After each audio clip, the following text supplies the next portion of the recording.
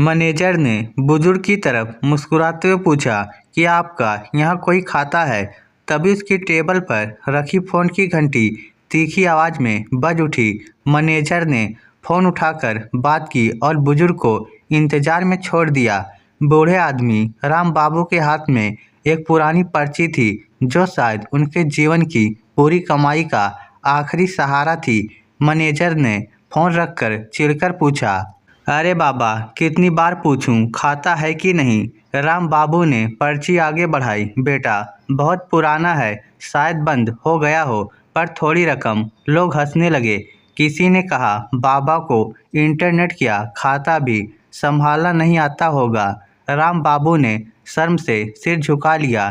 तभी एक लड़की आगे आई, नाम निधि, जो बैंक में इंटर थी। उसने साफ कहा, सर, खाते का रिकॉर्ड चेक हो सकता है, कृपया पर्ची मुझे दें। मैनेजर झुंझुला गया, तुम्हें बैंक चलाना है, ठीक है, समय बर्बाद करो। निधि ने पर्ची ली और कंप्यूटर में पुरानी फाइलें खोलने लगी। कई मिनट बाद अचानक उसकी आंखें चमक उठी। सर, ये खाता बंद नहीं हुआ है, बस डोरमेंट है। पूरा बैंक चुप। फिर उसने कहा, और इस खाते में 1,78,200 रुपये हैं। बैंक में हलचल मच गई। राम बाबू कांपते हुए बोले, इतने? बिटिया, तू मजाक तो नहीं कर रही। निधि ने सिर हिलाया, नहीं बाबा, ये आपका ही पैसा है। मैनेजर तुरंत मीठा बन गया, पर राम बाबू ने एक ही वाक्य में उसे चुप कर दिया। अगर खाते में 10 रुपये भी होते तो भी तुम मेरे साथ ऐसे ही व्यवहार करते। मैनेजर की गर्दन झुक गई।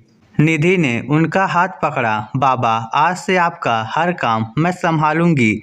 राम बाबू की आंखें नम हो गई। कितने सालों बाद उन्हें किसी में अपनी बेटी दिखी थी। राम बाबू ने सिर्फ 2,000 रुपये निकाले, बाकी छोड़ दिए। निधि ने पूछा, बाबा क्यों? वह मुस्कुराए, बेटा, बाकी भविष्य के लिए, और मैं चाहता हूँ कि तुम जानो इंसान का असली बैलेंस उसका बर्ताव होता है। अगले दिन बैंक में नया नोटिस लगा, वरिष्ठ नागरिक प्राथमिक काउंटर। लोग पूछते रहे, ये क्यों हुआ, और निधि मुस्कुराती रही, क्योंकि ये परिवर्तन उसने करवाया था। और प्रेरणा, वह बूढ़ा आदमी जिसकी आंखों में इज्जत की आखिरी लौ थी। पर कहानी का असली मोड़। शाम को राम बाबू फिर आए, हाथ में छोटा सा कपड़े का पैकेट। बिटिया, ये ले, तेरी अम्मा की आखिरी निशानी है। वैसे बेटी को देना चाहती थी। मेरे बच्चे तो आज भी मुझे भूल गए। तूने मुझे वो सम्मान दिया जो किसी ने नहीं दिया। निधि की आंखें भर आई।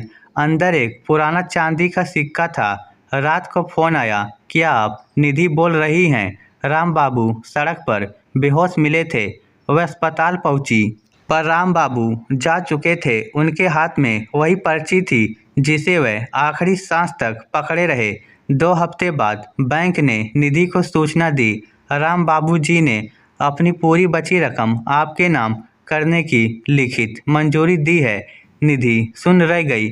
अंततः निधि ने पैसे नहीं लिए, उसने एक ट्रस्ट बनाया, राम बाबू सम्मान योजना, ताकि कोई बुजुर्ग अपमानित ना हो। हर साल एक बुजुर्ग की मदद उसी पैसे से होती है जो एक 40 साल पुराने खाते में चुपचाप जमा होता रहा। दोस्तों, इंसान बूढ़ा नहीं होता जब तक सम्मान उसके साथ हो, और किसी का दिल रखना किसी का पैसा रखने से हमेशा बड़ा होता है।